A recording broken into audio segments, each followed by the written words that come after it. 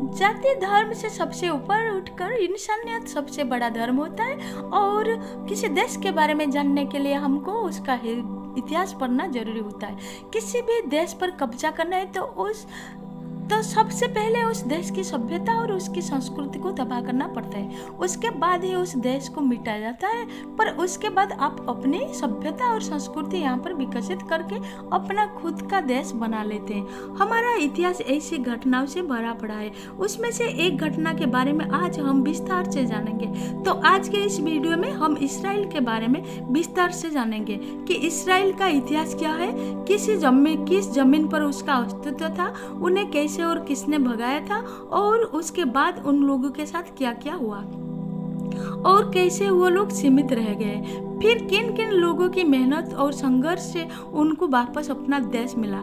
ऐसा और भी बहुत कुछ इस बारे में हम विस्तार से जानेंगे और आपको भी बहुत कुछ जानने को मिलेगा इस वीडियो में इसराइल और उनके यहूदी लोगों के बारे में। तो वीडियो में अंत तक हमारे साथ बने रहिए, वीडियो को बिल्कुल भी स्किप मत करना, अंतिम तक देखना। हम में से ज्यादातर लोगों को लगता है कि इसराइल एक नया देश है, 2470 साल पहले की बना है, लेकिन इसके साथ इसराइल एक प्राचीन देश भी है। दुनिया के सबसे पुराने धर्मों में से एक धर्म में यहूदी धर्म। इस धर्म का इतिहास करीब 3000 साल पुराना माना जाता है। इस धर्म की शुरुआत होती है यरूशलेम शहर से, जो आज इसराइल की राजधानी है, और यही यरूशलेम शहर है जो यहूदी, ईसाई और इस्लाम धर्म की पवित्र जगहों में से एक है। तो ये होती है धर्म की शुरुआत पैगंबर इब्राहिम ने की थी, और पैगंबर इब्राहिम को ईसाई धर्म के लोग और मुस्लिम के धर्म के लोग भी ईश्वर का दूत कहते हैं, क्योंकि बाद में धर्म से ईसाई धर्म बना था और उसके बाद इसी में से इस्लाम धर्म बना था। इसी कारण ईसाई और इस्लाम दोनों भी पैगंबर इब्राहिम को ईश्वर का दूत कहते हैं। तो पैगंबर इब्राहिम के बेटे का नाम हाइजैक था और उनके एक पुत्र का नाम था याकूब, जिसे जैकब नाम से जाना जाता है। याकूब का दूसरा नाम इसराइल था। याकूब के 12 बेटे और एक बेटी थी, और इन 12 बेटों ने 12 अलग अलग बनाया है, और याकूब ने इन यहूदी को इकट्ठा कर इसराइल नाम का एक राज्य बनाया। अब याकूब के एक बेटे का नाम, जिससे कारण उनके वंशजों को यहूदी कहा गया, उनकी भाषा हिब्रू थी और धर्म ग्रंथ नाग है। तो अब ये राज्य कहाँ बनाया गया था, तो इस इमेज से देख के जान सकोगे। यानी आज से करीब 2200 साल पहले यहूदी राज्य अस्तित्व में आया था, जिसमें शाऊल, इकबाल और डेविड और सुलेमान जैसे प्रसिद्ध राजा होते थे। लेकिन सुलेमान के बाद इस राज्य का धीरे धीरे पतन होने लगा और संयुक्त इसराइल 2 हिस्सों में बांटकर इसराइल और यहूदा बीच में बट गया। अभी तक उनके 12 मस्जिद थे जो याकूब के 12 बेटों ने बनाए थे, पर उसके बाद साम्राज्य ने यरूशलेम शहर पर हमला किया। इस हमले के बाद यहूदियों के 12 कबीले तितर-बितर हो गए, और उसके बाद साल 72 ईसा पूर्व में रोमन साम्राज्य के हमले के बाद सारे यहूदी दुनिया भर में इधर उधर जाकर बस गया। इस हमले में देखे किंग डेविड मंदिर को भी तोड़ा गया। इस हमले में इस मंदिर की सिर्फ एक ही दीवार बची थी, जो आज भी यहूदी के लिए सबसे पवित्र तीर्थ माना जाता है, जिसे आज वेस्टर्न वॉल कहा जाता है, जहाँ पर सारा यहूदी लोग माथा टेकते हैं और प्रार्थना करते हैं। इस इमेज से आप समझ सकते हैं। और इसी हमले की घटना को एक्सोडस कहा जाता है। एक घटना ये होता है कि बेहद अहम है, और इसके साथ मुस्लिम की पवित्र अलग सा मस्जिद, जिस पर अभी कुछ दिन पहले इसराइल ने हमला किया था, और ईसाई के पवित्र जगह ईसा मसीह को सूली पीटा गया था, ये तीनों जगह बिल्कुल आसपास में मौजूद है, आज भी है। इस समय से आप देख सकते हैं यहाँ पर अलग सा मस्जिद है जो मुस्लिम के पवित्र जगह है, और यहाँ पर ईसाई का चक्र है। तो इस एक्सोडस की घटना के बाद सभी यहूदी इस जगह को छोड़कर पूरी दुनिया में अलग अलग फैल गए। इसके बाद दुनिया में एक नया शब्द अस्तित्व में आया, जिसे एंटी सेमिटिज्म कहा जाता है। इस शब्द का मतलब होता है कि हिब्रू भाषा बोलने वाले लोग, यानी यहूदी के प्रति दुर्भावना। दुनिया में यहूदी को लेकर एक दुनिया की सबसे चालाक कौम है, और ये किसी को भी धोखा दे सकते हैं कि घटना के बाद ज्यादातर यूरोप और अमेरिका में बस गया। ये चलते कई देशों में यहूदी को अपने पहचान सार्वजनिक कर रखना पड़ता था। कई यूरोपीय देश की सेनाओं में लड़ने वाले यहूदी को अपने वर्दी पर एक सितारा लगाकर रखना होता था। इस सितारे को डेविड का सितारा कहा जाता है। इसी सितारे से यहूदी को पहचान किया जाते थे और यहूदी को अपने पहचान छिपाने या गलत बताने पर सजा का भी प्रावधान रखा गया था। ये सिलसिला चलता रहा थियोडोर हर्जल के जमाने तक। ये थे आर्डर है, जल की इमेज भी है। थियोडोर हर्जल के इसराइल में वही मान्यता है जो भारत में महात्मा गांधी की थी। थियोडोर हर्जल ने 1860 में पैदा हुए थे, एक सामाजिक कार्यकर्ता थे, लेकिन एंटी सिटीजन के चलते उन्हें भी छोड़ना पड़ा। उसके बाद ये फ्रांस आ गए और फ्रांस में इन्होंने पत्रकारिता करना शुरू किया। तो फिर 1890 के दशक में फ्रांस रूस से एक युद्ध हार गया था। फ्रांस में इस हार की जांच रिपोर्ट में हार की जिम्मेदारी एक यहूदी अफसर को उसके ऊपर डाल दिया गया। इस कारण थियोडोर ने यह स्टोरी कवर की क्योंकि ये भी एक यहूदी थे। हम बहुत बड़े उदाहरण के बाद हर्जल ने तय किया कि वो सारे यहूदी को इकट्ठा करेंगे और एक नया देश बनाएंगे। इसके लिए उन्होंने साल 1997 में स्विट्जरलैंड में वर्ल्ड जेनेस्टिक कांग्रेस नाम से एक संस्था बनाई। अनिस्ट यानी इसे हिब्रू भाषा में सर्क कहा जाता है। तो उसके बाद वर्ल्ड जेनेस्टिक कांग्रेस को दुनिया भर के यहूदी डोनेशन यानी चांदा देने लगे। इस संस्था के बैनर तले लोग इकट्ठा होने लगे। हर साल उसका वैश्विक सम्मेलन होता था, पर साल 1904 में थियोडोर हर्जल के दिल की बीमारी के चलते मौत हो गई। लेकिन तब तक जो कांग्रेस का प्रभाव दुनिया भर के यहूदी के बीच था। 1914 में प्रथम विश्व युद्ध शुरू हुआ।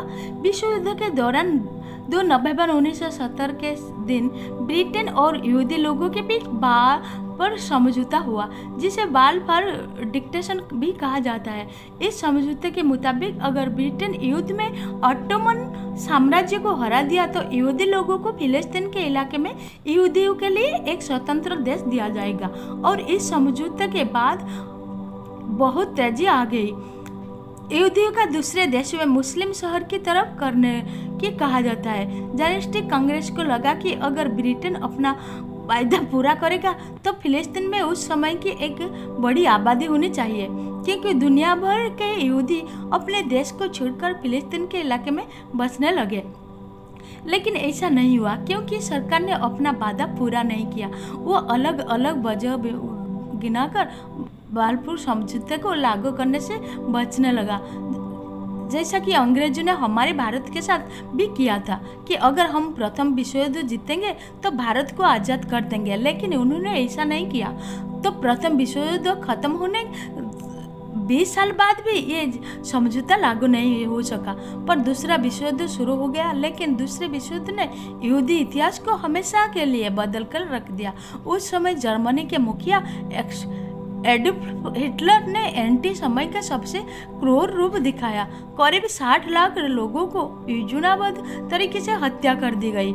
जर्मनी और आसपास के देशों में गैस चैम्बर के कैंप लगाकर यहूदी को मारा गया। इस कारण विश्व युद्ध खत्म होने पर जब दुनिया भर में ये बात फैली कि यहूदी लोगों के साथ ऐसा हुआ था, तो पूरी दुनिया की संवेदना यहूदी के साथ जुड़ गई। इसी कारण साल 1947 में संयुक्त राष्ट्र संघ ने यहूदी की कई सालों पुरानी मांग को पूरा किया। उस समय संयुक्त राष्ट्र ने कहा कि फिलिस्तीन के 2 हिस्से किए जाए, एक हिस्सा को दिया जाए यहूदी को और दूसरा हिस्सा मुस्लिम को दिया जाए, पर शहर को एक अंतर्राष्ट्रीय शहर रखा जाए, क्योंकि यह यहूदी, मुस्लिम और ईसाई तीनों धर्म के धर्मस्थल है। यहूदियों को यह योजना पसंद आ गई, लेकिन मुस्लिम इसके लिए तैयार नहीं हुए।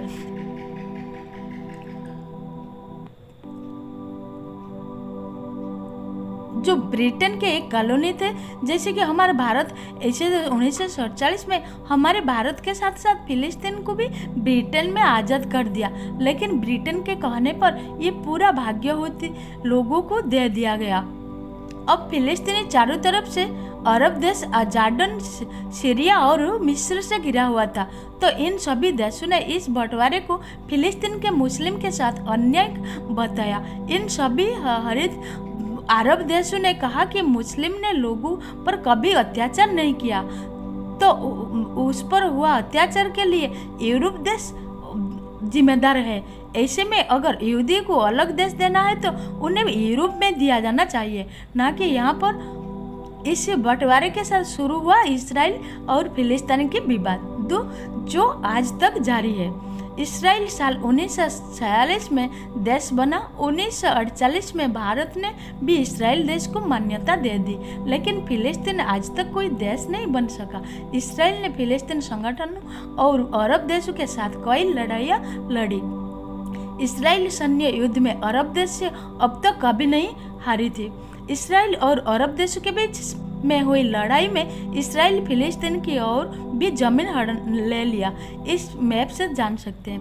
उसमें साल 1940 में यानी इसराइल के बनने से पहले ये पूरा भाग फिलिस्तीन का था, लेकिन साल 1947 में संयुक्त राष्ट्र और ब्रिटेन के कहने पर दूसरे मैप में देख सकते हैं। लेकिन साल 1967 में जब 6 डे वार हुआ था, जिसमें इसराइल ने 6 दिन के अंदर 6 अरब देश को हरा दिया, और उस समय इसराइल ने फिलिस्तीन के बहुत बड़े भूभाग पर कब्जा कर लिया था।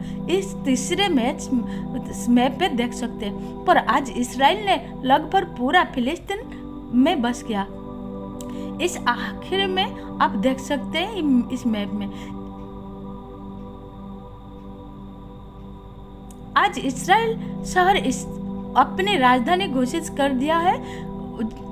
इससे अमेरिका ने तो मान्यता दे दी, और अमेरिका ने अपना दूतावास भी यरूशलेम में खोल लिया है। फिलहाल गाजा पट्टी और पश्चिमी घाट के कुछ हिस्सों को छोड़कर फिलिस्तीन के अधिकांश हिस्से पर अब भी इसराइल का कब्जा है। तो 1947 में इसराइल एक नया देश बना। उसके बाद इसराइल ने दुनिया भर में फैल अपने यहूदी लोगों को यह अधिकार दे दिया कि इसराइल में आए और अपने नागरिकता हासिल करें, जिसके परिणाम से हुआ कि आज़ादी के 4 महीने के अंदर करीब 50,000 यहूदी आए। इनमें से ज़्यादातर हिटलर की नाजी यातना शिविर से बच गए थे। पर साल 1951 के अंत तक कुल 6,87,000 स्त्री पुरुष बच्चे आ गए। अरब देशों से भी यहूदी शरणार्थी आए थे, जो तकरीबन 3 लाख था। इसके फलस्वरूप तेजी से बढ़ती आबादी और स्वतंत्रता संग्राम खर्च ने देश की अर्थव्यवस्था को हिलाकर रख दिया था, और इस संकट से उबरने के लिए इसराइल ने विदेशी मदद का सहारा लिया। मदद में अमेरिका सरकार खुलकर आ गया। अमेरिका ने कर्ज दे दिया, प्रभावी यहूदी के दान राशि दी, जर्मनी ने क्षति राशि दी, जिसके उपयोग इसराइल ने अपने विकास कार्यों में लगाया दिया। और इसके फलस्वरूप इसराइल ने नई घर बनाया, कुर्सी का मशीनीकरण किया, व्यापारिक बेड़ों का निर्माण किया, राष्ट्रीय एयरलाइंस खड़ी की, उपलब्ध खनिजों का भरपूर दोहन किया, उद्योग का विकास कर सड़क कर लिया, दूर संचार का नेटवर्क तैयार किया, जिसका नतीजा यह हुआ कि इसराइल ने पहले दशक की समाप्ति तक यानी 1960 तक औद्योगिक उत्पादन अपना दुगना कर लिया। लेकिन आज इसराइल एक सुपर पावर देश बन चुका है। अगर आपको जानना है कि इसराइल सुपर पावर कैसे बना, तो इस कमेंट करके बताना, मैं उस पर भी एक अलग से वीडियो बनाऊंगी। तो यह इतिहास था इसराइल देश बनने का। उम्मीद है कि आप सबको अच्छा लगा। इतिहास से पता चलता है कि वो जगह यहूदी का था। पहले बहुत पुराने ज़माने पर उनका हक था, उनका जगह था। फिर बाद में उन लोग उधर उधर हो गए थे। फिर बाद में आके वही जगह पर यहूदी का देश बना था। धन्यवाद।